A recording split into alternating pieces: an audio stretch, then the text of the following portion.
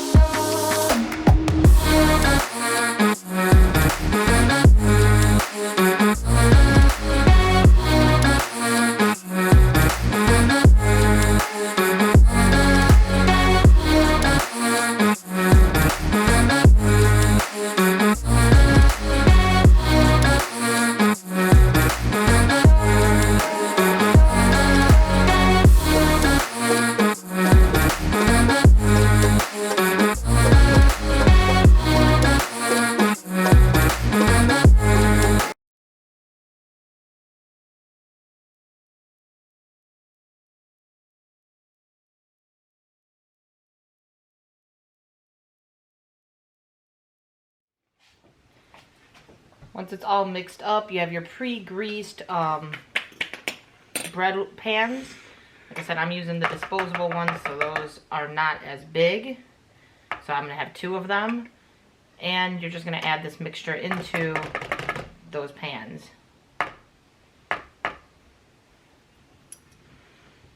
You do not add any eggs or any of that stuff into it. It's all just the banana and the cake. Since there's no eggs, they can clean those off. I'd clean them off even if there were eggs. Yeah, she probably would. So you can't see my head, of course. Sorry. You're instead watching my child lick. Well, no, you can't even see her. I think that's a good thing. It smells like bananas. It smells good. It tastes good too. Add the last of it into this pan.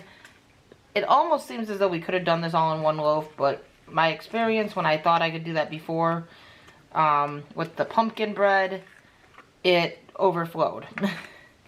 Well, it was on the verge of overflowing. So we're just not going to take that chance. I need to get something to actually scrape the rest of this out.